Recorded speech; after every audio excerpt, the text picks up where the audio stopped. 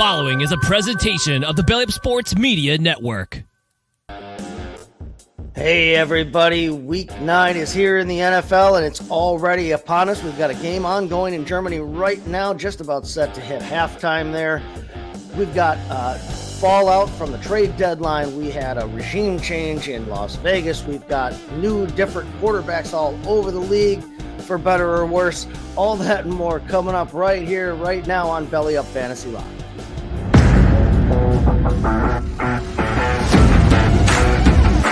Rieger getting traded to Minnesota changes nothing. 6'4" guys running 4.4s. These guys don't grow on trees, and a lot of times I'm willing to bet on, especially long term, on the freak athlete. You don't ever want to overreact to what guys look like in preseason. There's been a ton of preseason all-stars that never make rosters or never pan out.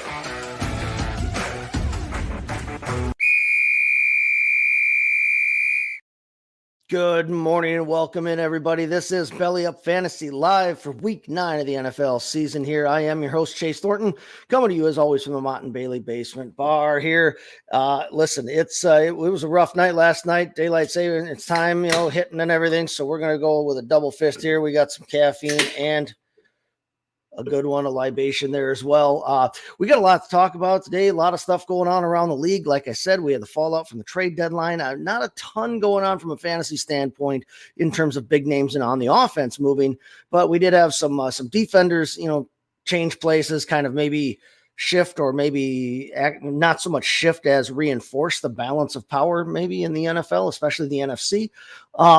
Hey, a regime change in Las Vegas. They do fire finally their head coach McDaniels there, and also tossed out their general manager. They bring in Antonio Pierce. He's going to be their interim head coach. They're going to change their quarterback situation there. Speaking of quarterbacks, we've got quarterbacks all across the league who are either hurt and out or not ready to come back. We've got rookies that are, that are starting all over the place. It's a crazy, crazy landscape right now. It's definitely not where any of us thought we were going to be in week 9. But with me, as always, to talk about it here this week, we are not alone. We have Kevin Wilson down there in Texas. Kevin, how are we doing this morning? Well, as you mentioned, we are in Texas, and we just had a parade here a couple of days ago, celebrating the Rangers winning the World Series. And I've heard all the things about how, nobody watched, nobody cared, all this kind of nonsense. And all I can say is all the people out there can kiss my patootie because the Rangers won the World Series. And I might add that Game 5, 7th inning, no score, a no-hitter in progress. What more could a baseball fan ask for? So if you weren't watching that, that's too bad on you, because it was a great game, a great series, and the Rangers won. And so we're in celebration mode here, and quite happy for them. 11-0 on the road in a postseason. That's a remarkable run. That reminds you of some of these NFL teams that made it from the 6th seed and won the and that kind of thing, or came through and had to win every game on the road in their playoff run as well. Just remarkable. 11-0 on the road, and I mean honestly, they did it by and large without a lot of the big names that they brought in, thinking that would deliver them the championship this season with their pitching woes, their injuries on the pitching staff to their big names. They're their big guns, or what they thought were going to be their big guns. So yeah, congratulations to them. Definitely. And I agree with you. It's the World Series. Listen, I know that the pundits and the people who run the league office and that would prefer it always be the Dodgers and the Yankees, or the Cardinals and the Yankees, some of the big names kind of thing. But hey, I'm all for seeing new different teams in it. I'm all for seeing a new member of the past Major League Baseball champions, fraternity now in Texas. They finally got theirs. So yeah, congratulations to them. Good for them. As a Brewer fan, we didn't lose to the eventual champion, but it extended our string of every team that has knocked the Brewers out of the playoffs has gone on to at least play, if not win in the World Series. Not something we're proud of. Yeah. But, at least we can say that we don't lose to just like the scrub of the playoffs. At least we lose to the team that actually, that gets there. So right. There's not a lot of shame in that. only thing I don't understand about the Brewers is why they're letting Craig Counsell, go all over the country interviewing for a managerial spot, locking him down. Why? Yeah. Why has his contract not been signed, sealed, and delivered? And I don't care if it has to be the most expensive one in the league, but no. Okay. Well, we digress though. Okay. So we are here to talk about the NFL. We are here to talk about NFL Week 9, and as I said, got some stuff. Yeah. We do have a game going on right now. In Germany, if you guys, hopefully you guys were all aware of that, got up early, got your lineup set, made your picks, whatever. But we do have a 21-0 score at halftime here in Germany between the Chiefs and the Dolphins.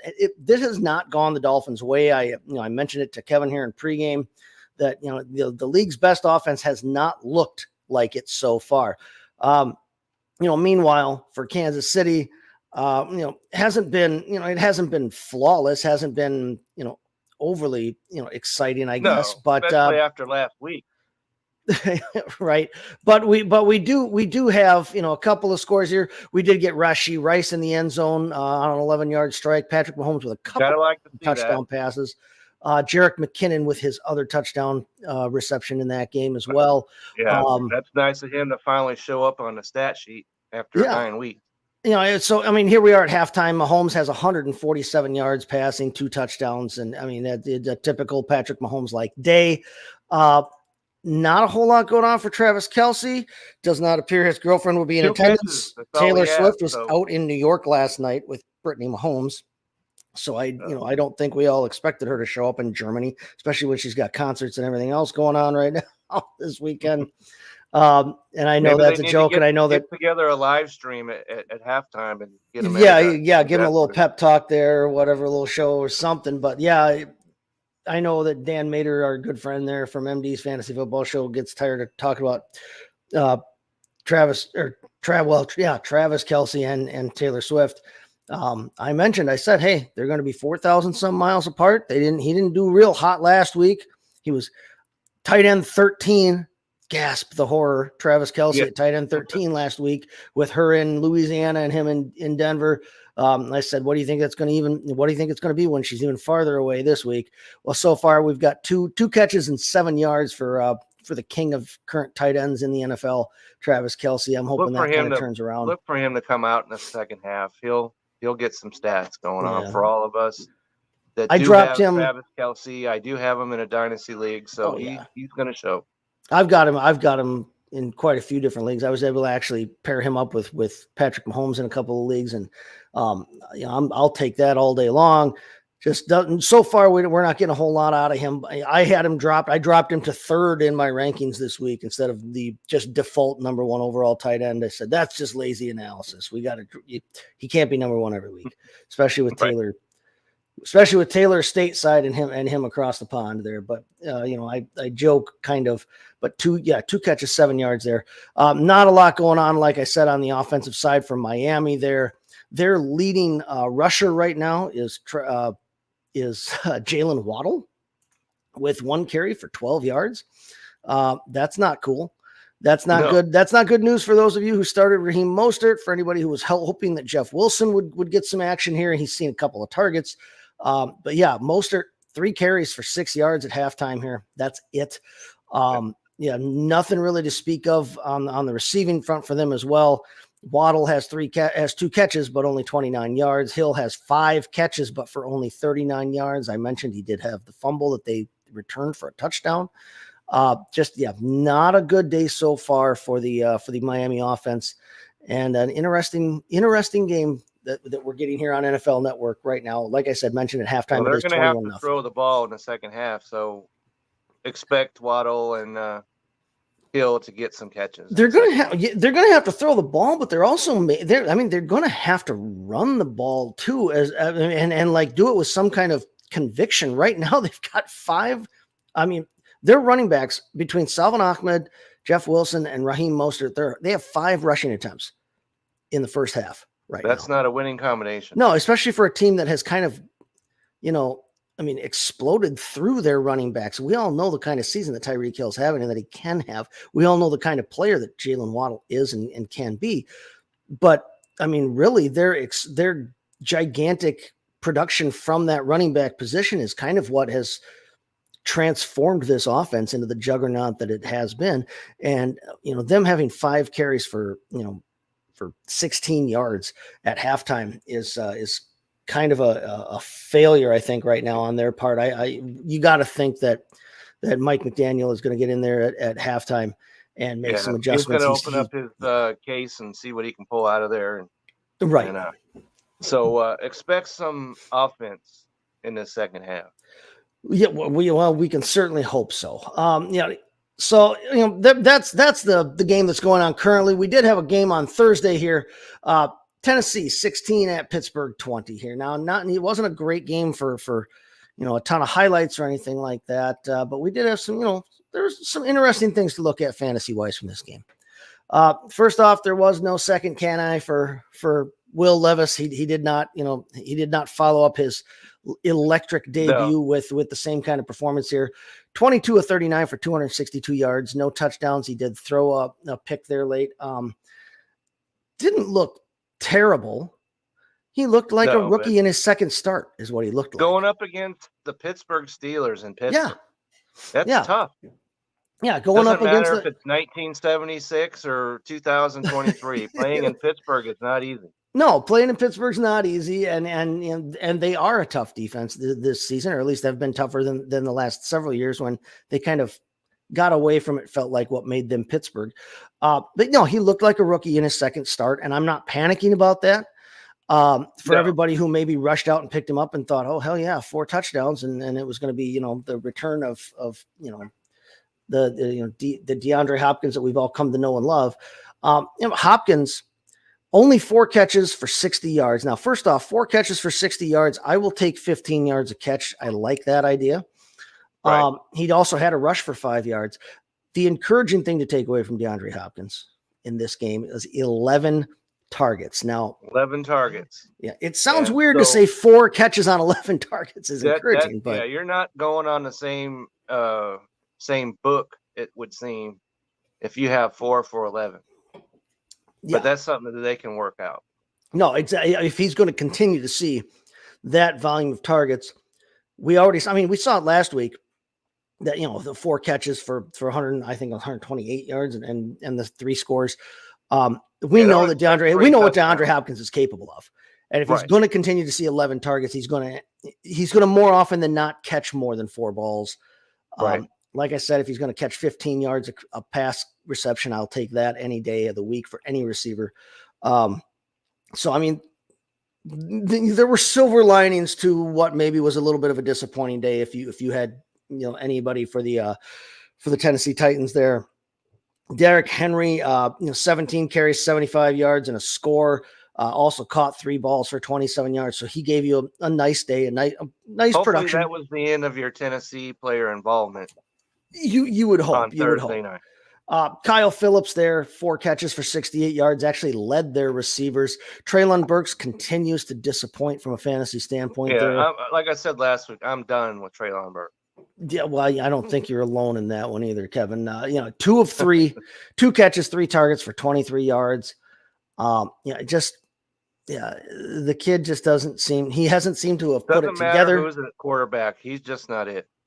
Besides the weird situation last season in preseason where he was out of breath or something at camp and has not recovered. Injured and has not performed all that well. Yeah, just has been a disappointment thus far. We think that the talent is there. We feel like the talent is there. We know the size and that is there, but come on, Treylon. You got to put this together, dude. Just yet, but anywhere else? No. I wouldn't be dropping him in Dynasty, but he should not be anywhere near your redraft rosters. Yeah. And it would take you'd be digging really deep if you were going to try and play him in DFS right now. And I don't necessarily know that he's worth the money you'd be playing on DFS right now. So Treylon Burks. If you're doing DFS, money's involved, so don't do that to yourself. Yes, steer clear of Treylon.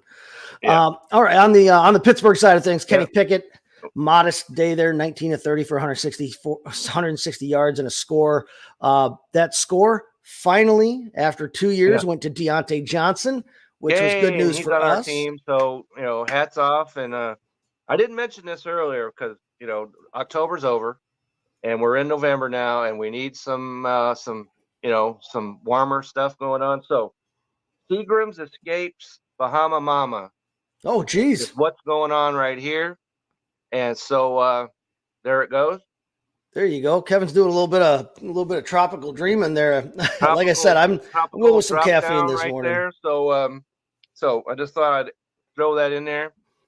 I know Pittsburgh is not the center of tropical, but we had that in right here. We had a fundraiser for my son's school, the school that my two youngest sons go to. There was a fundraiser last night, and actually former Minnesota Viking and Baltimore Ravens center Matt Burke was guest speaker, which was kind of neat to rub elbows with a former NFL player there.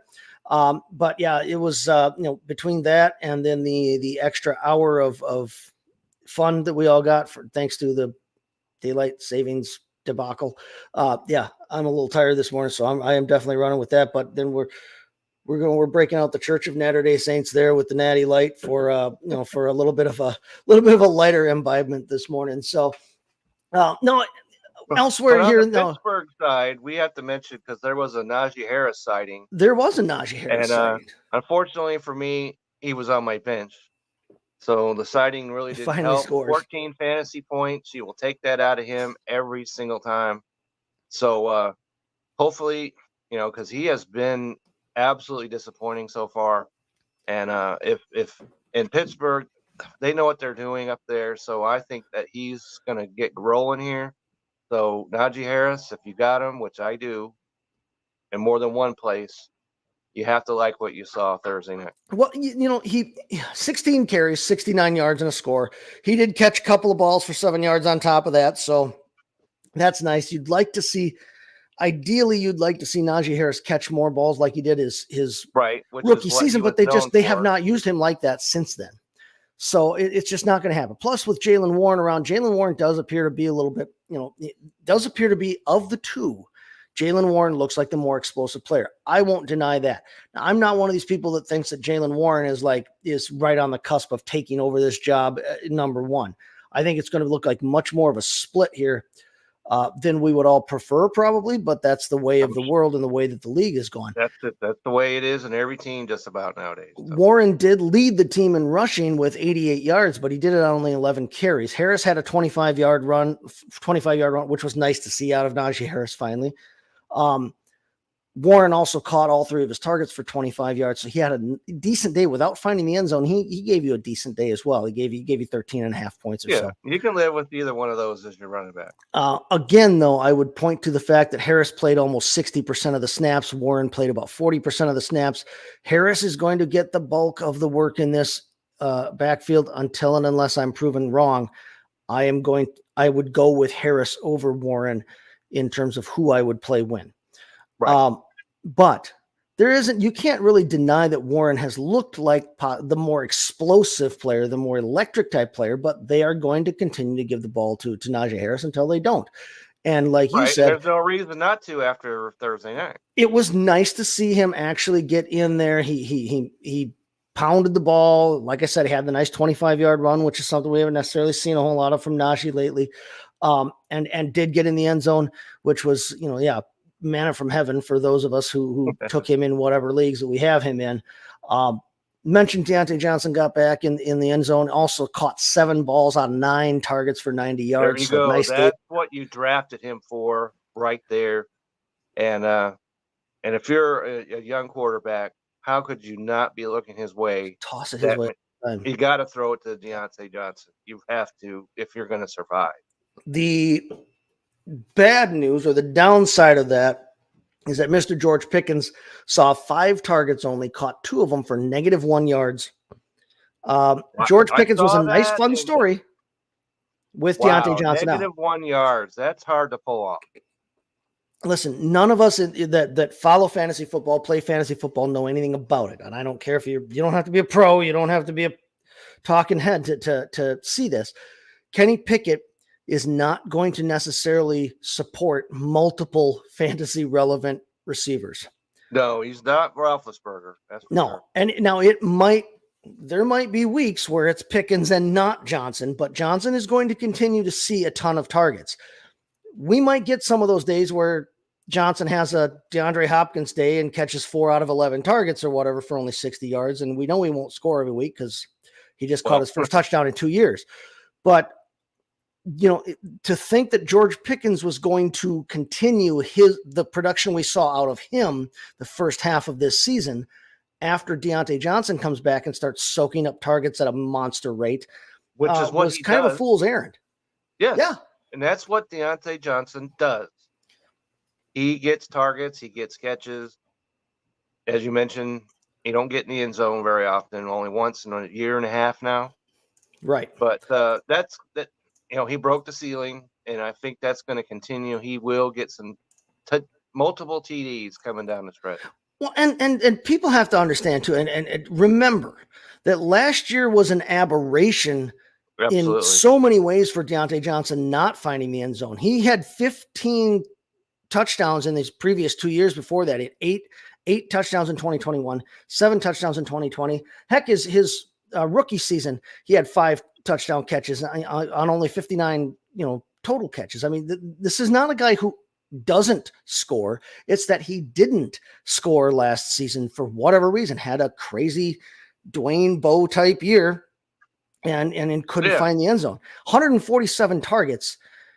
The last three years, you throw out this year because we know he's been injured in that.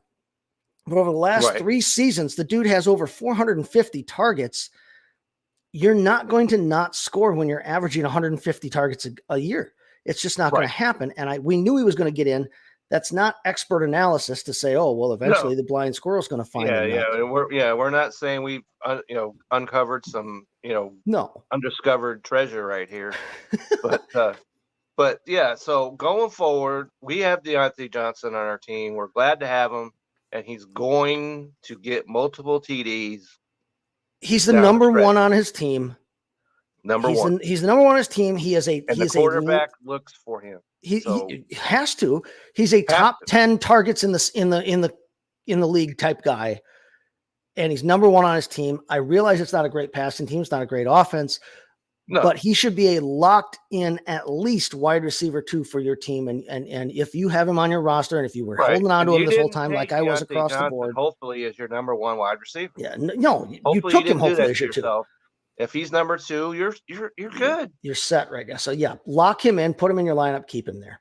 So Elser, real quick here before we get to our ad read here, let's talk about what we've got going on in the Belly Up League this week. Okay.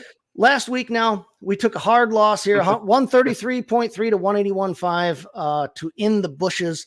There's no shame in that. In the Bushes, our resident NASCAR experts sit atop the league here at 7-1. They've pretty much juggernauted through everybody they've played. He had Derek Carr. They had Travis Etienne. That helped them. We finally got both our Johnsons, Roshan and Deontay in the lineup, but we couldn't get anybody in the end zone, it felt like. So, took the hard loss. We're now 4-4 and 10th out of 14 teams. But again, we are 1 game out of second place because everybody is either 4-4 or 5-3. It seems like in this league, except for In the Bushes, who are 2 games clear at 7-1. They sit atop the league right now. So, getting Roshan Johnson back finally, like we were hoping we would have for the last 3 weeks, getting Deontay Johnson back and being able to have them both in the lineup. It's nice to finally start to feel like we're getting up to full power here. Until you start to talk about Drake London. Yes. Then we slam it in reverse. Unfortunately, coming into this week now. This week we're playing Team Sean Goodson. Now, Sean Goodson is a writer at Belly Up Sports there, joined us earlier this year. He's also a big Dolphins fan, so I'm sure he's not enjoying this game either this morning. But he already has Mostert going in this game. So far, that's good news for us as they are about 3 minutes gone here in the third quarter. They are back from halftime. He's got less than a point. So that's not looking good for him. So far, he can't be happy with this on any count here, but I don't mind it right now in terms of this league. Hey, we'll take it. Yeah. He's got Taylor Heineke at quarterback. Unfortunately for him this week, he's playing Taylor Heineke because his other 2 quarterbacks are Brock Purdy and Trevor Lawrence, who are both on a bye this week. So he's going with a third backup here.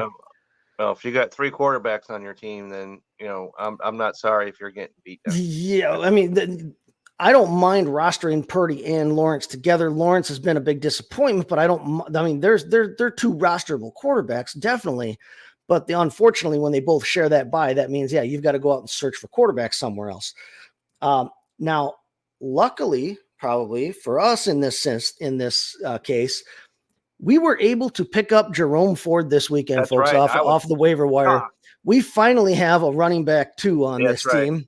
As we were, what was it, 6th, I think it was, in our waiver order. Yeah, I did not expect to be able to get in the top 5 got him. We did. A lot of people behind us tried to get him, but hey, we got it. So we finally have a running back 2. We now have. And he's got a outstanding matchup going on today. So he's passed his bye. We can lock him, load him, and set him and forget him. So we're happy Cardinals that way. At home. That's looking good right there. Doesn't matter to me which running back you have of theirs, really. No. You're in good shape. No, so we were thrilled with that. And I mean, weird kind of, I just mentioned that, that Sean had to make some drops here. He had to make some ads to try and fill his lineup out with the people he's got on bye. He's actually the team that dropped Jerome Ford to make some of his ads. So not only were we able to pick up our running back 2 and for the season here, hopefully we did it at the expense of our opponent for the week. That's right. So we stuck it in his eye. Yeah. So, I mean, kind of a double stroke of luck there. Hopefully it stays that way and when you don't, come back and he's got 2 points or something like that. But and like you said, Drake London for us is out with his groin injury. So we have Romeo Dobbs in. We need all the good fortune we can get our hands on because first we it was do Johnson, right now. 2 Johnsons, and then now it's Drake London, and of course Fields has been an absolute minefield at quarterback. Right? Yeah, we haven't been able to play him the right week and play him when he's in and not play him when he's out. We're due for some good fortune here. We were we finally get our running back 2 after the Dalvin Cook experiment failed spectacularly, but we're happy there. As anything I think I've seen. We're happy with that. That was a giant pickup for us this week. So we'll keep you guys informed on how that goes. At the moment, we do hold a bit of a lead. As we said, we came out of Thursday night with Deontay Johnson's touchdown, 22 some points I think we have from him so far. And this game here with Raheem Mostert not doing so hot. The early returns are positive here right now for Team Belly Up Fantasy Live. Let's take our ad read real quick, and we come back on the other side. We're going to actually start looking then here. We'll look at some of the moves from the trade deadline and that Las Vegas regime change, talk about some of the games we like and who's in and out for this week. But first, again, like we said, let's listen to our spot from SeatGeek here and our good friend Ryan. Hey everyone, it's Ryan from No Credentials Required to talk to you about one of our newest partners at Belly Up Sports, SeatGeek. Yeah, live sports is great on television, but the feeling of being at the arena is a priceless experience. That's why our friends at SeatGeek are there to help you find the best tickets at the best prices. Not only can you get tickets to sporting events, we can also get tickets to concerts, comedy shows, musicals, and more. Search for your desired event now at SeatGeek.com, enter promo code BellyUpSports at checkout, and you save $20 off your first purchase. SeatGeek. Life's an event. We have the tickets. All right. Now, Tuesday, there was the trade deadline. And like we said, there were not a lot of big offensive moves that happened here. Yeah, Peoples-Jones is not. Donovan Peoples-Jones going to Detroit does not necessarily move the needle in any way, shape, or form. He's going to have his moments, just like he had his moments in Cleveland. I like DPJ as a player. It's kind of fun to see him go to Detroit after he, started at Michigan there in college. So, I mean, kind of a little bit of a homecoming there for him, but not going to move the needle in terms of, fantasy purposes. He's not necessarily a guy you even roster, let alone play a whole lot. If he gets some work here opposite Amon-Ra St. Brown, which I'm still dubious of with Jameson Williams still in the picture, because I think he offers you exactly what Jameson Williams was offering you in terms of a deep threat, a run the 9 route and catch the football. So I don't think that they gained a whole hell of a lot here by adding him. But possibility if he gets the work. If he gets the work in that role, he might be fun as like a DFS play. He might blossom into a low-end flex option, but I'm not worried about that necessarily. Most of the big moves at the trade deadline here were on the defensive side of the football. And the 49ers made a move, not the one that we discussed last week, but as we also discussed, they always seem to make a move to, help them. Who got richer? Philadelphia and San Francisco. And they did that and on defense, both of them. Yeah. So, especially, the Eagles having their huge game that they have today. Yes. So big game for them. Biggest game on the slate, no question. Now we did see your team actually make a move as well on the defensive side of the football. One of the bigger moves of the day, one of the bigger names of the day moved. Gave up a second round pick. But bring in Leonard Williams. And so now what were your thoughts on that in terms of for your team? How psyched up were you to see that, or were you hoping for different or more, or what? What were your thoughts? I was glad to see that. I don't know about the second round pick, but I guess, you can argue about that later. But anytime you can add to your defensive front, I think that's a good idea. I would have liked to see him maybe add something on the offensive line side of things. But so you're a Seattle guy, you got to be pleased because their defense is better this year, but it's certainly not to the level that they need it to be, even though right now they're in first place. That was my point, is you saw a team that was in first place take steps to maintain that and to get better. Their defense is better this year. It's better. It's good. It's better this week now with the addition of Leonard Williams. Their defense was low bar to clear, but they're better now with Leonard Williams than they were a week ago without him. Yeah, so we'll find out today if that better is good enough or not. Right. We mentioned, Philadelphia and San Francisco get stronger on the defense there. Seattle gets Leonard Williams. And Philadelphia, even though they're 7-1, needs some help on that defensive side of the ball. They do it, and especially if they want to keep up and maintain, their momentum from last year and trying to return to the top of the conference there. Buffalo, they make a trade with my Packers, get Rasul Douglas to shore up their weak secondary. Their secondary has been hit bad by injuries. They needed help. They needed reinforcements in the defensive secondary. They get that with Rasul Douglas from the Green Bay Packers there. Didn't give up a whole heck of a lot, it felt like, for it, but whatever. I mean, hey, Packers get a third round pick, and all right, nice, I guess. Okay. Basically, the Packers move up from the fifth round to the third round with the pick and don't have to pay Rasul Douglas now. I was a little disappointed by it, but they're in possession. They got to start selling. When you're in 2-5, I guess you make moves like that. You can. Right. And they're already missing out. They're going to miss out on the first round pick they thought they were getting for Aaron Rodgers, as he decided 4 plays into the season to sit. It's a low blow, but the only other real move of note that I saw in terms of, and that actually may now end up affecting us in the fantasy world, is Minnesota Vikings make a move to stop the bleeding with the Kirk Cousins injury. Kirk Cousins tearing his Achilles. He's out now for the rest of the season. They bring in Josh Dobbs from Arizona. Yeah. So hopefully if you had him, you didn't throw him to the Wolves, as I was tempted to do when I saw that he was no longer the starter. And he was projected to have 0 this week. But, when you're in, especially in 2 quarterback leagues, which is both my dynasty leagues are. Yep, mine too. You can't afford to be dropping quarterbacks until you know for sure that they're DOA. Yeah, and it was weird. It was a weird announcement that all of a sudden Josh Dobbs is not the starter anymore. We're going to start Clayton Tune. Now we know that Kyler Murray is this close to being back. He's eligible to come back right now. They did not activate him yesterday, so he will not play this week. Right. Does look like he may come back next week and be the guy. Right. You'd hope they don't have to go too long with Clayton Tune. As of next week, so they've got to they have to bring him back. If they're going to bring him back, it has to be next week, and if not, then they got to bring a different quarterback in, because they can't just run with Clayton Tune and literally no one else. Against Cleveland today, Clayton Tune is not somebody you want to come anywhere near.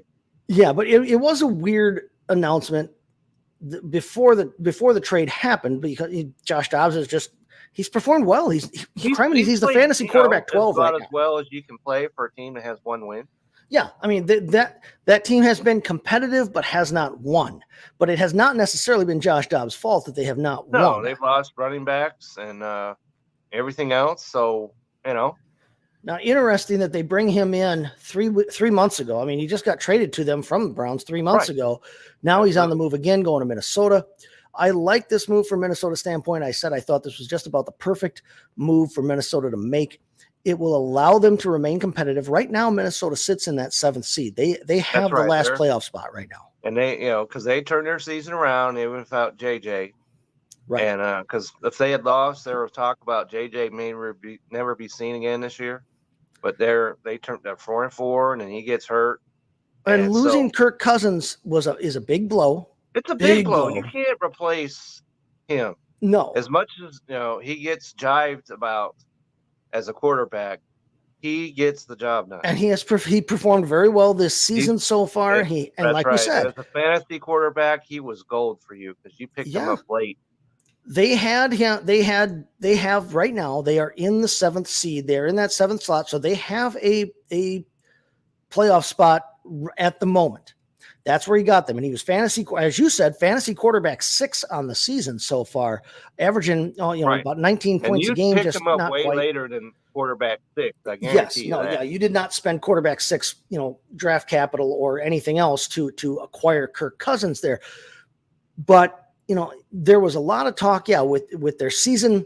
When their season wasn't going so hot, there was a lot of talk that they may not bring Jefferson back. Why would they bring him back? They might even trade Kirk Cousins and all that right. Other stuff. There was a lot of chatter. Now, bringing in Josh Dobbs, first off, they didn't have to pay anything to get him. They didn't have to mortgage the future in any way, shape, or form. And they don't have to pay him. He's quite literally not going to cost anything, right? Exactly. Right. Yeah, I mean, they're sitting good there. Cab fare, And right. They bought his plane NFL ticket. Standard, that's about all they have to pay him. But I think they're going to start Jaron Hall today. They don't really have a choice right now. Right. I mean, Jaron Hall's the guy. I mean, not everybody can be Baker Mayfield and walk in the door 12 minutes after you get traded and actually win a football game. And some of those defensive players we were talking about, they can step in and legitimately take play. Right. But stepping in at quarterback is not. No. It's not Madden NFL 2009 here. It's you have to actually learn and get some timing down. I think we probably see Dobbs going forward. I don't know if it's as soon as next week, but I would think possibly. But they're going to start Jaron Hall today. But I think Josh Dobbs gives them a better opportunity to remain fantasy relevant. I like Josh Dobbs in that section a lot better than Jaron Hall. If you've got Hawkinson, which we do. I have him in 2 leagues. Addison. So don't panic about Hawkinson. It's because new quarterbacks look to their tight end, A. Right. And B, Dobbs, as you mentioned, I agree that he'll start going forward. So Addison, you still gotta like him. Osborne, maybe not so much, but no, he's number 2. TJ Hawkinson, you're excited about because I mean that really is going to help him maintain the level of performance that he's a top 3 tight end in football regardless. I mean in fantasy you have to keep him. But fantasy he's matchup proof. Catching balls from Josh Dobbs is a much better prospect for him though going forward than catching balls from Jaron Hall. Let's just be honest about that. Right. I think that this also means better off with Dobbs than and if you are a Jefferson owner, I think that this bodes well because if Dobbs can come in, if he can keep Minnesota relevant, if they are still fighting and pushing for a playoff spot or any playoff spot, then they have reason to bring him back. And if they have reason to bring him back, obviously you're talking about the guy who this week, they still have reason to bring him back. They are right there to strike for a playoff spot, which means they want to remain competitive, which means they're going to want their best players out there if at all possible. Absolutely. And so if you are a Jefferson owner, you're talking about the guy that was the number 1 or one of the top 2 at least fantasy wide receivers before the injury. Now, again, just like with Hawkinson, the guy's good enough you were going to play him anyway, but catching balls from Josh Dobbs is a much different proposition than catching balls from Jaron Hall. I loved that move. They didn't have to pay anything for it. That's the best thing that came out of the trade deadline in my eyes, fantasy. No question about that. The only quarterback that got moved, and he moved to a perfect place. He went from somewhere literally in the desert, no weapons, and he went to a team that's got offensive weapons. We didn't see Jacoby Brissett get dealt. We didn't see Ryan Tannehill get dealt. We didn't see anybody else move. We didn't see Carson Wentz signing or anything like that. There were no other names that moved at the quarterback position, but Josh Dobbs goes to about the perfect scenario there as well, because now he's got a chance to go from one of the worst teams in the league, honestly. I mean, just in terms of their record, in terms of their performance, talent, all that is. He's now going to a team that is, like we said, fighting for a playoff spot, and he could find himself in the postseason. And so, what do you have to live for if you're in Arizona? right now. To that end, to the Connor end, and we brought it up earlier with Kyler Murray, they could get both of their top offensive weapons back next week. James Conner will be eligible to come off the IR next week here in Week 10. Kyler Murray is going to have to be activated. If it's going to happen, it has to happen next week. So it's conceivable they could see Murray and Conner both back on the field for them at the same time next week. Their season isn't necessarily going anywhere, hasn't gone anywhere, won't go anywhere, even with the two of them on the field, but it will be at least nice for their fans and for fantasy managers to at least be able to see the two of them. If you have either one of them, they're in your IR spot. Yeah. So they've been soaking up right on the IR for quite a while here. James Conner, a guy that isn't a sexy pick for anybody, necessarily, but a guy that doesn't have to come off the field, because he does catch the ball, he does run the ball. If he's your RB2, you're okay if he's healthy. Yep. No. Yeah. He's definitely when he's on the field, he's at worst an RB2 play week in and week out, and so it'll be fun to get him back, especially in this current running back landscape. Don't have anything else at running back to play in Arizona. And unfortunately, even for them right now, Imari DiMercato is out today as well. So anybody playing Ingram, please don't do that to yourself.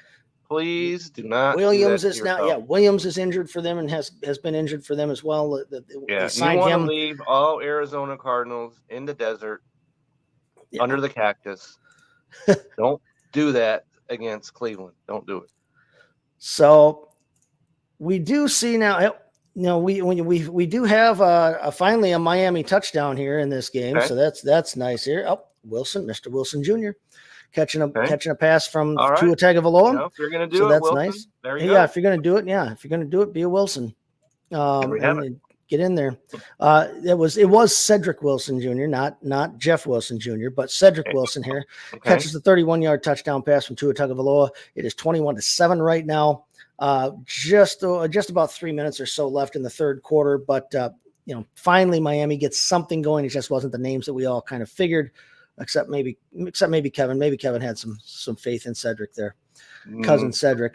Yeah, I'll give him a high five. That's about all. At the family reunion, give him a forearm. All right. We mentioned too. Other big news from this week: changes in Las Vegas. Josh McDaniels fired, and they let go of their general manager over there. Please stay off the NFL stage going forward. At least from a head standpoint. If someone wants to hire him to run their offense, you go right ahead and do that. But I'm tired of seeing him in head coaching conversations. We've seen a guy take it. He hasn't done anything to earn it. We've seen the guy take Denver. Denver as a head coach a decade plus ago. Right. We saw him get hired in Indianapolis and then quite literally turn the plane around and screw them over.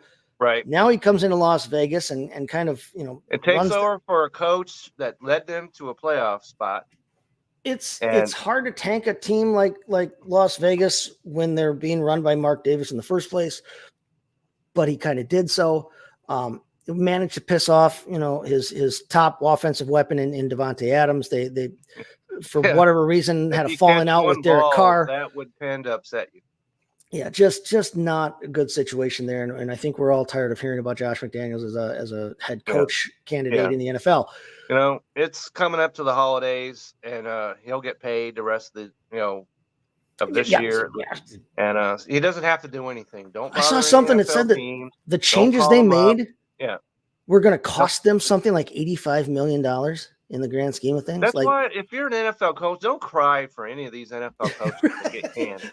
He can afford to make a stupid move that'll cost him $85 million plus, and we all are like, yeah, we're all like, oh man. Yeah, that's what I'm saying. Go ahead, book the cruise. All right. Yeah, live your life because you're fine. Yeah, kind of, maybe you can follow the guy from Arizona. Remember, he went to Thailand after he got dumped. Yeah, just took a vacation and just kind of like leave the country entirely and leave the rest of us to enjoy our football. So we see Antonio Pierce brought in now as their new head coach, or their head coach in the interim here. And his first move was to name Aiden O'Connell, the rookie, the starter over Jimmy G. Jimmy Garoppolo, brought in as a free agent there, was supposed to be their starter, was supposed to be, a guy there. He's been benched now for Aiden O'Connell. Yeah. Aiden O'Connell, I think. Violin for him. You're getting benched for Aiden O'Connell. You're not NFL worthy. All right. Now, Aiden O'Connell, hasn't been spectacular, but he hasn't had the opportunity to play a whole hell of a lot here. He's only started one game. He's only seen action in two. He's completed 34 out of 52 passes so far for for 313 yards and a touchdown, a pair of interceptions. I mean, if you put his two games together, he's had, a big game, I guess. He's also ran for a score. I mean, he's not immobile. He's not Michael Vick or even Daniel Jones, but he's not immobile. But he's going to be their starter going forward. And he played in week 4, played in week 7 here. You got to look at it from the standpoint of he's not going to be anything to speak of, I don't think, fantasy wise, but what does he do for the rest of that team? So what are your thoughts on Aiden O'Connell here taking over as the head, as the starter here in Las Vegas? If you're an owner is the wrong word, I guess, nowadays, but if you happen to have on your roster, Adams, Myers, any one of those guys, then I think both of those guys move up a little. Can't do any worse than one catch. Right? If you're a starting quarterback and you have Adams and you have one catch, that alone is enough to get you fired right there. So I like that. I still like Myers as the number 2 guy there. We have him. I guess we're forced to like him on our side of things. Right. But I've both of those guys are going to be fine as receivers. Sorry. And if you're going to be fine as receivers, then that opens up your running game. And so, Josh Jacobs can get back on track. Yeah. Jacobs has been a disappointment. Let's just put it the way it is. Big time. So far he has. I took him at the end of the second round in my redraft league. And so let's take a look at this real quick. I'd call him up. He's the 14th ranked running back. This is not what you're looking for out of a second round pick. But he did have 16 points last week and a touchdown. No, it looked like he got a little bit back on track last week, to be dead honest with you. And he's been targeted 4 more times every week, but week 1. So I like, out of, we're talking fantasy, I like all 3 of those guys to increase their fantasy output, even though this guy, before the season started, Aiden O'Connell sounds like a guy that you would go to Home Depot to get help from, something like that. Yeah, right. Right. Yeah. Where can I find lock nuts? Yeah. Aiden. And so I think all 3 of those guys, I like it, and it can't be any worse than one catch. Just can't. No, so I mean, you look at Aiden O'Connell, and his one start this season came in week 4.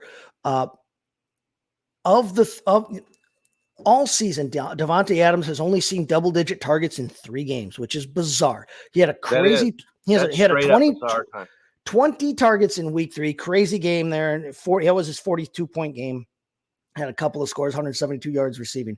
The very next week, week 4, is when Aiden O'Connell started, and Davante Adams saw his second most targets of the entire season in that game that Aiden O'Connell started. Big surprise, a young kid making his first NFL start looks to throw the ball to his best player when that best player also so happens to be one of the best route runners and best receivers in the entire game as well.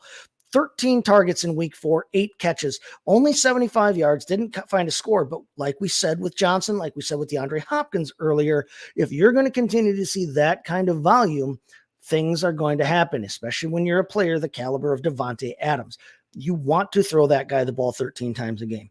You don't want to necessarily be trying to throw the ball to Austin Flippin Hooper or Amir Abdullah. You want to be tossing the ball at your best player there. Right. Hunter Renfrow is a good player, nice player. We've seen it a couple of years ago. He was a wide receiver 12 and can be a target guy himself. Jacoby Myers has had a nice season so far, coming in as the number 2 to Davante Adams. Right. But Davante Adams is one of the top 4 or 5 receivers in the entire league, might be the best route runner in the league. And when you're a rookie quarterback like Aiden O'Connell, you want to be looking for the best guy on the field. It's going to do nothing but help your confidence. You don't have to go to college, which he did. But to know that. Right. The other game, like we said, though, that Aiden O'Connell played in was week 7 against Chicago, came in and got some appreciable usage. And again, in that game, Davante Adams sees 12 targets. Aiden O'Connell is going to look for him. I think that if you are hoping for Davante Adams to give you anything close to what you invested in him for this season, Aiden O'Connell is not a bad move for you because he's going to look Davante's way. He's going to throw the ball Davante's way. It might be a downtick for Myers, which is not necessarily great news for us. No, but I don't think it's that much. I don't think it's. I mean, the whole key to this is how well they can protect. And that's going to be a big key. That is going to be a big key. The Giants, as messed up as they are number 9 against opposing quarterbacks. Yeah. So that's going to be key. Look for Jacobs to run it because they're 24th against running back. So he's running all over the place. And they're 17th against wide receivers. That's middle of the road. But and they're 5th against tight ends. So don't worry about a Las Vegas tight end in this game to me. But other than that, if they block for him and keep him upright, he's got the weapons to get this done. Definitely. I mean, they're not a great team, but Aiden O'Connell, and hey, there is an opportunity in front of you, Aiden O'Connell. If he can prove that he can be, I mean, Brock Purdy's don't come along all that often. It's just not going to happen. Okay. Right. And I know that Tyson Badgett and Aiden O'Connell and all these guys are dreaming of being the next Brock Purdy.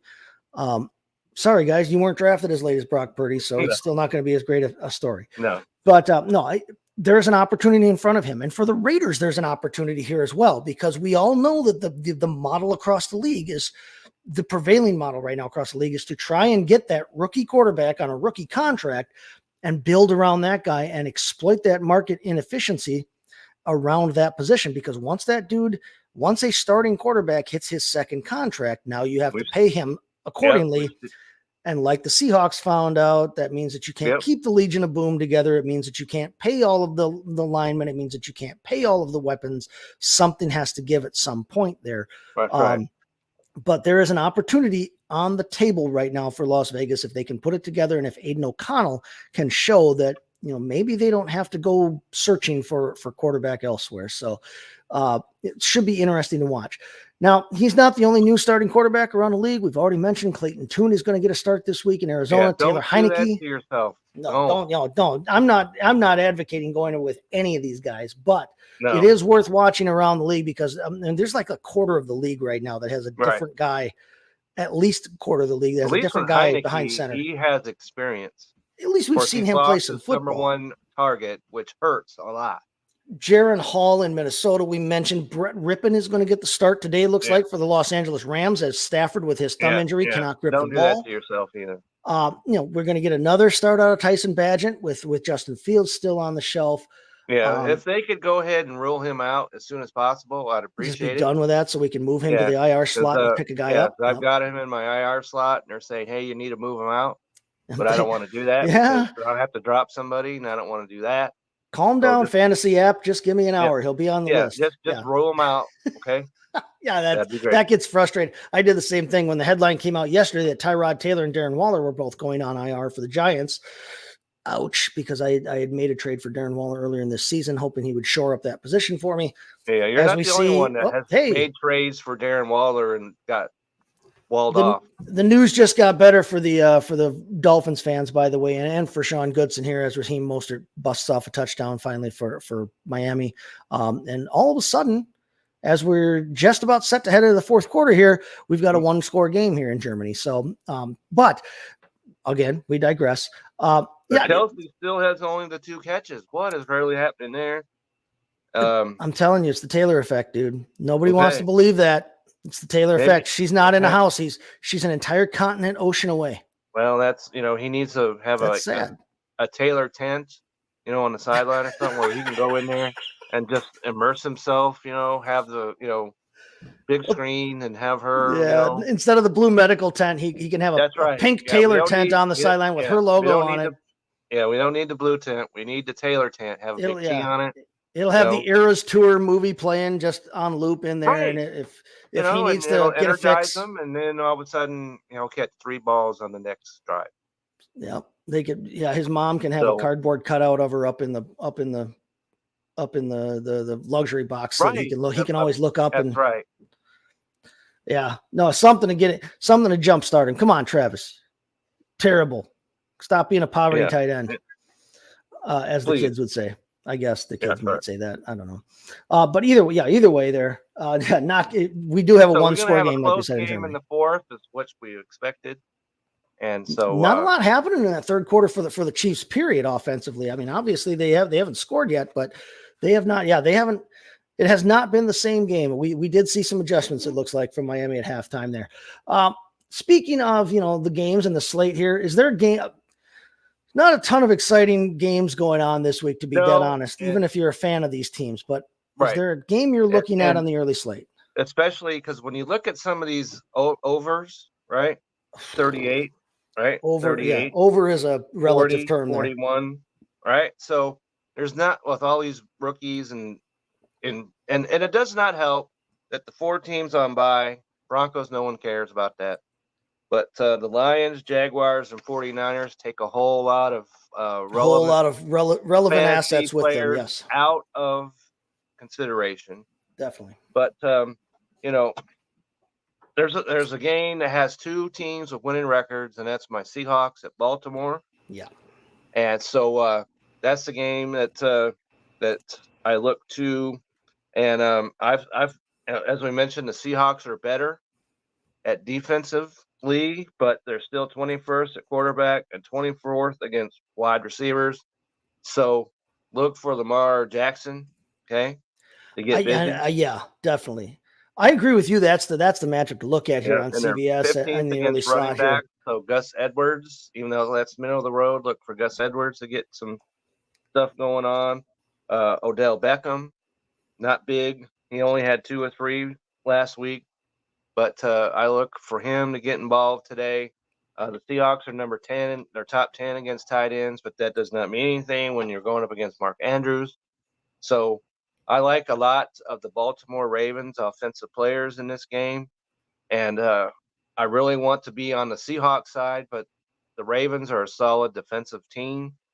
So, and I had Geno Smith, but I'm like, no, I'm not going to do that. Yeah, so I went out and I got Derek Carr. He has the Bears, a much better matchup. Much better matchup. Much better because why? The Ravens are number 2 in all of football against quarterbacks. Ravens are tough against opposing quarterbacks fantasy-wise. I mean, they're a tough matchup across the board. They are. And so they're 12th against running backs, 2 against quarterbacks, 9 against wide receivers, 9 against tight ends. Now, if you got Metcalf, of course, you're going to play him. If you've got, Tyler Lockett, you're going to play him. You're going to play Kenneth Walker. You're going to play him. Just temper the expectations just a bit, and hopefully your defense can keep Baltimore down so you can have the ball on your side. You're going to need to have some runs from Walker. They're going to need volume on the Seattle side if they're going to score if they're going to score you a bunch of fantasy points against Baltimore. Right. That's the only thing that tempers the expectations in this game. And it is the one game over under, so they expect some offense in this game. Yeah, I mean, it is the one game between teams that are actually competitive in terms of, on both sides of the field here. It is the one game in the early slate that has some kind of intrigue and interest that way. Unfortunately, with Baltimore being such a tough defensive matchup, fantasy wise, like you said, if you've got hopefully you've got a better option than Geno this week, fantasy wise, you're going to have to play Walker. You're going to play DK Metcalf. Yep, you're probably playing Tyler Lockett and maybe even Jackson Smith and Jigba. He's cleared, and just leave the Seattle tight ends. They play more than one. They'll throw it to any of them, and none of them are fantasy. Leave them on the sideline. Fodder. On a Baltimore side of things now, it's not a great matchup for Lamar, but it's Lamar Jackson. Obviously, you're playing him as your starter if you haven't. Right. I like Zay Flowers, though. The Seahawks are 21st against quarterbacks, so I like the matchup a lot. There you go. I've got Zay Flowers as a wide receiver 2 this week. It's a good matchup against Seattle. They're going to have to go something. This is the game. They're going to have to do something offensively and throw it to somebody. He has disappeared out of all the top rookie wide receivers. He has been absolutely absent. Seattle's a tough matchup for tight ends. Mark Andrews is really good, but it's a tough matchup for tight ends, so he may not see a ton of volume. He may be effective in his volume, but I don't know if he sees a ton of volume. Zay Flowers, on the other hand, it's a good matchup for him. I like him against that secondary. Beckham can find himself in the end zone here. I have given up waiting on Rashad Bateman to look like what we think Rashad Bateman should look like. But no, I like Zay Flowers. I've got Zay Flowers actually at 16 on the week. I've got him as a mid wide receiver 2 option this week. I think I have him, but like I said, if he's going to show out, this is the game. This could be it. You can't do it against the number 24 wide receiver defense. It can't be done. Looking at the late slot then here now, there's only 3 games in a late slot. Plus, I mean, obviously there's the night game, the Sunday night game with the Buffalo Bills making their return to Cincinnati for the first time since the DeMar Hamlin game. We've got the Monday night game with the Chargers in New York to take on the Jets, or in New Jersey, I guess, the swamplands to take on the Jets. But only 3 games in a late slot in the late window today. Of the 3 matchups, I could probably guess where you're going with this, but what are you looking at here in the late matchup, and what are you expecting to see out of it? Well, if your answer is anything other than Dallas, Philadelphia, then you probably need to turn off this broadcast, because find a different hobby. Yep. Right. What else are we talking about here? Because we're certainly not talking about Indianapolis at Carolina, even though there's some appeal there fantasy-wise. And we're not talking about the Giants. We already talked about Giants in Las Vegas. So the only place left to go is Dallas at Philadelphia. As I mentioned earlier, Philadelphia is 7-1, but their defense, other than against running backs, they're number 1. The number 1 against running backs, but a big portion of that is because last against wide receivers and 17th against tight ends. And so look for Dak to do some things, and look for their wide receivers to do some things.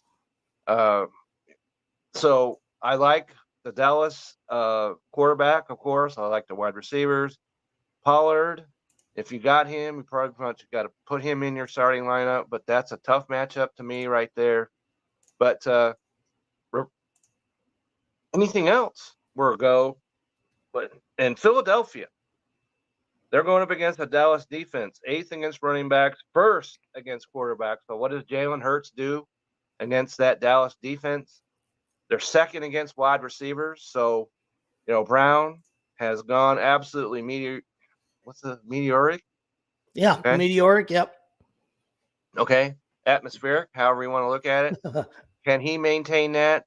And if they put 2 guys on him, does Smith step up? And so that is a heck of a matchup right there when you've got Hurts and those 2 guys who can create havoc all over the place against a top 2 defense. Right. What can they do? So that's going to be very interesting to me. You look at this game and how it matches up. And I mean, Philadelphia being number one against running back, or number 1 and 2 against running backs there, and giving up so many fantasy points to opposing pass offenses. At least part of that is due to the fact that they are a top team in the league and are out in front for the bulk of their games, right? And so what are teams going to do? If you're going to keep up with Philadelphia, you can't just expect to plod along. You're going to have to bomb it out and play catch up the whole game. So that's part of that. You look on the other side of the field at Dallas, and Dallas has been such a good defense and a dominating defense against opposing, fantasy players, and on the field too. They've been a very good defense week in and week out for the most part. They've been a very good defense there. Dallas, if Dallas's defense can play, they've got a tough task against the Philadelphia Eagles and one of the best offenses in the entire league. But if Dallas can keep this game closer, they may not have to abandon the run. Now, they haven't been great with the run and Tony Pollard, but they may not have to abandon the run quite so much. This is a very interesting game from a football fan standpoint, from a fantasy football standpoint. Dallas has been just so tough across the board. I didn't let that depress my rankings too much. When it comes to the Eagles, I still have Jalen Hurts as the number 3 quarterback this week. I do have Dak as a top 10 play this week, though. I think that, like you kind of said before, if he's going to do it, it's got to be this week. He's done it against the Philadelphia Eagles in the past. He has. And they are going to need to throw. Yeah. And if this was in Dallas, you would like them even more, obviously. But just because they're in Philadelphia, if you've got Dak, get him in there. Yeah, no, and I mean, like you said, he's performed against Philadelphia before. He's coming off a game where he had 4 scores. I mean, and number 30. What more? Sitting number right here. 30. Yeah, sitting right there for him. It's all in front of him. It's all in front of him. All in front of him. Now I've got DeAndre Swift and Tony Pollard ranked 11 and 12 back to back. I've got them right on that running back 1-2 kind of turn there. I think both of them could show out here. DeAndre Swift is the answer, is the option in the backfield for Philadelphia. Right. Speaking of moves that weren't made at the deadline, Rashad Penny's still in Philadelphia. That's an interesting move to me. As we kind of suspected, he was going nowhere, and he didn't. So, but I mean, you brought up AJ Brown. AJ Brown is phenomenal. I have CeeDee Lamb actually as a top 5 play as well this week. Receiver. Devontae Smith, I still think has appeal in this game, even though it's a tough matchup against the Dallas defense. I still have Devontae Smith as a wide receiver 2 and as a high-end wide receiver 2 at that.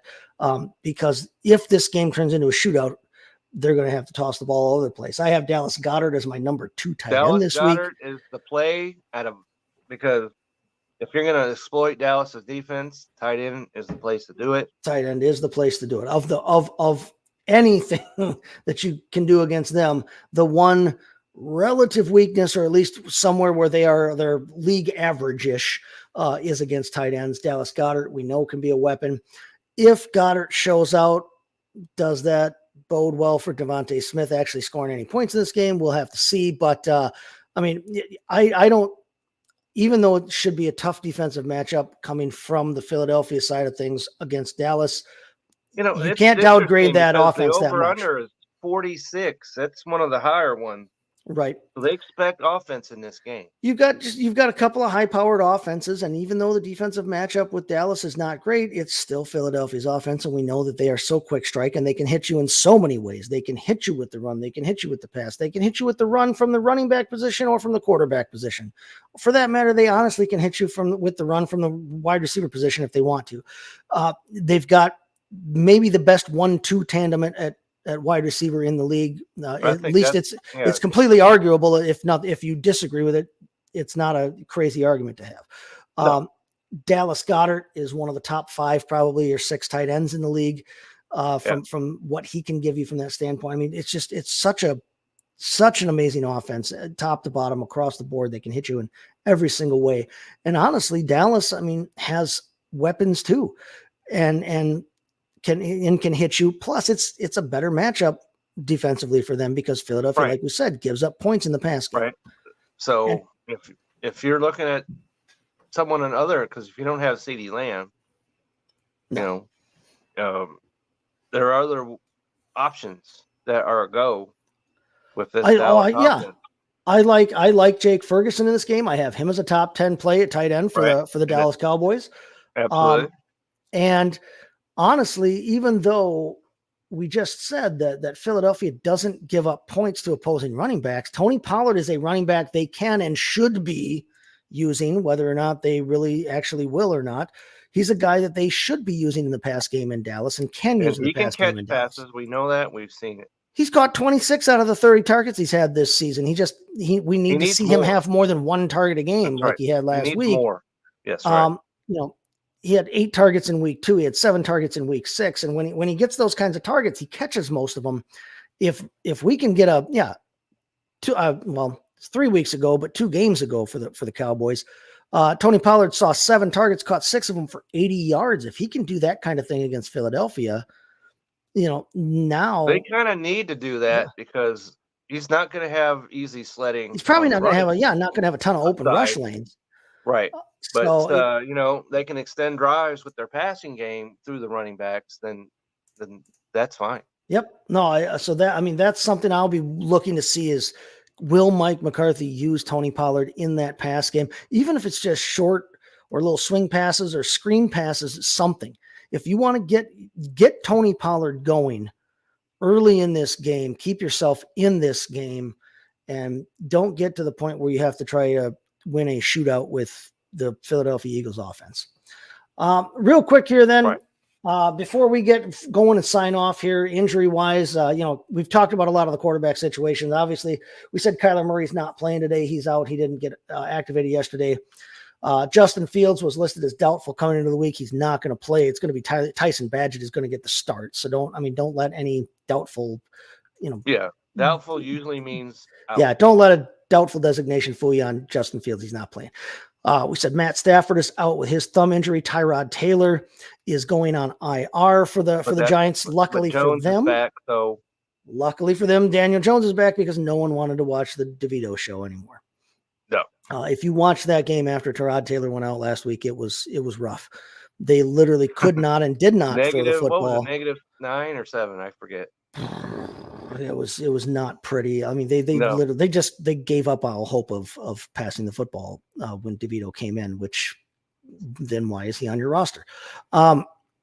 Running back position, we said Amari DiMercato is out. So Keontae Ingram is your top option down there. However, he's facing the Cleveland Browns defense. That's right. You do not want to do that. Yeah, you don't want to do that. No. Dameon Pierce is out for the Houston Texans, which means that you have a full starting running back in Devin Singletary, who we know can carry that load, has done it before, did it in Buffalo. He's been taking more and more, a bigger piece of the pie this year as it's gone on from Dameon Pierce to begin with. So if you've got Devin Singletary, feel free to fire him up today. Joe Mixon coming up for that game against Buffalo is questionable right now. Looks like he'll probably play, but just keep an eye on that. He is questionable. Things around.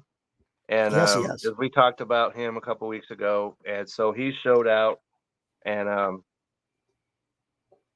so look for that. Buffalo's 23rd against running back. So look for that. Yeah.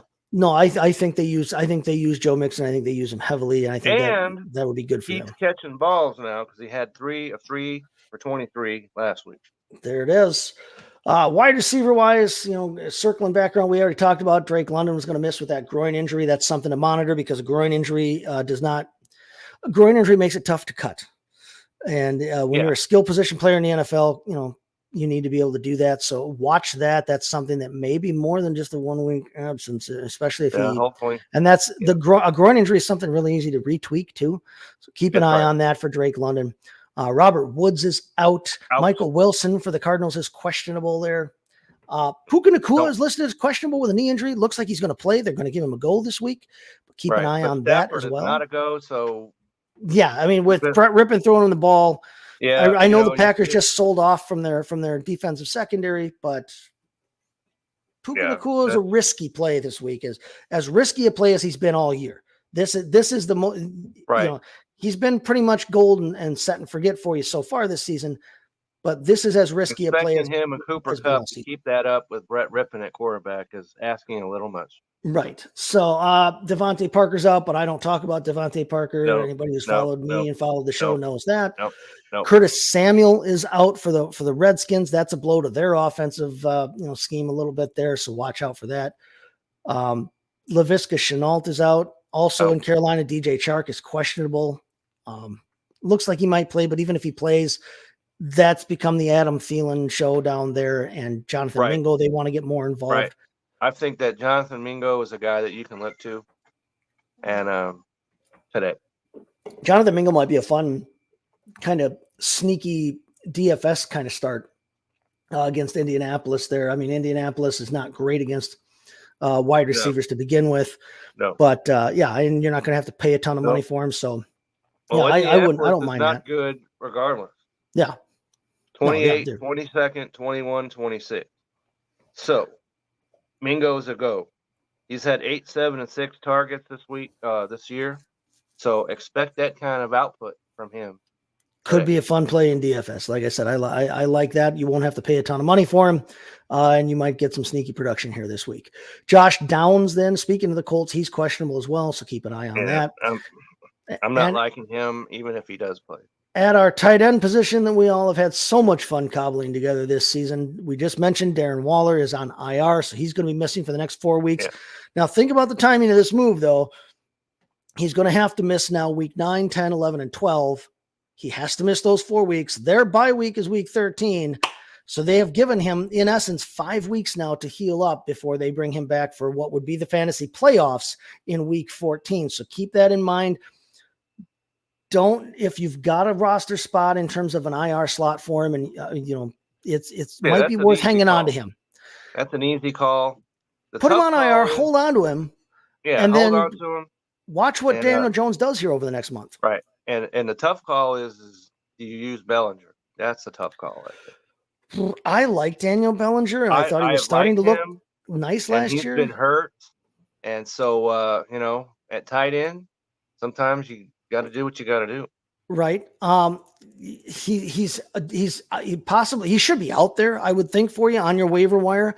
Right. He is.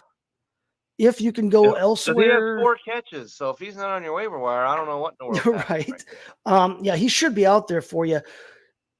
If Jonnu Smith, for some reason, is still out there on your wire, honestly, Donald Parham from the Chargers is as a guy that might be on your waiver wire and you could probably pick up. Might give you.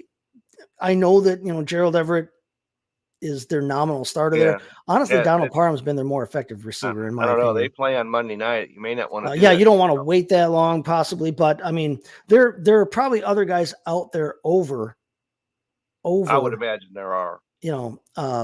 Bellinger, but Bellinger's a guy that right now will have the role. He'll have the starting role, and it's not like anybody else has necessarily taken that receiving job or the bulk of the targets in that, by the horns there in New York. So yeah, definitely I want to keep an eye on. The only other tight end of any kind of note is Brevin Jordan for the Texans. He's going to be out, which means that all of the tight end looks finally should go towards Dalton Schultz. Which they probably should have been anyway. Probably, it definitely should have been anyway, in my opinion. Brevin Jordan, a guy I liked coming into last year, and then kind of fell off the map completely. But again, we digress. All right, Kevin, where can we find you? What do you got going on here as we sign off and set our lineups for this noon window? All right, so you can always find me on Twitter X at Kevin62 WILSEA, and you can always read my articles on the Belly Up Fantasy website. And I did put an article out talking about LeBron James this past week. Fantasy basketball, fantasy hockey are full swing. That's right. Fantasy hockey, fantasy basketball, both in full action. So, and there were some, other than myself, a fantasy basketball article that went up on the Belly Up Fantasy website, 3 players to pick up. So you want to get over there and look at that. And I'm going to look back on the because 2 weeks in the NBA now are in the books. So I'm going to look back at that. And so you want to find my articles, like I said, Belly Up Fantasy. side of things is where you'll find me. There you have it. All right. And as always, you can find me on Twitter, X at STTChaseFFB. Start, sit questions, trade questions, whatever else you got there. I'm pretty active on there in terms of getting back to people, talking, interacting with people. So let me know. Yeah, check it out on bellyupfantasy, sports.com. You can find my rankings over there as well. You can find me also tonight on MD's Fantasy Football Show with Adam LaRue. The two of us are going to run the show. Dan's out of town on a bit of a trip this weekend. Oh, cool. So you can find me for the MD's Fantasy Football Show tonight. You can find me on MD's Operation Domination on Wednesday night, previewing next week with the gang. But otherwise, hey, get out there, watch the end. We got about 4 minutes left here in Germany. 1-score game, like we said. So, if you want to tune into NFL Network, catch the end of that now. Get your lineup set. Fortunately, for those of us that have AT&T, NFL Network was restored. Woo! Because it was missing in action for a long time. Yeah, these contract disputes with these providers. Yeah, but that is now solved. So AT&T and NFL Network hand in hand. So excellent. There we go. As soon as I get done here, I can actually turn the game on. So good luck to everybody this week. Like we said, get out there, get your last minute lineups set there. And until next time, we'll see you next week. Same bad time, same bad channel. But we're going to say, hey, good luck to everybody. Slan Java. We'll see you right back here next week. Everybody have a great Sunday. And there's the kitty saying goodbye.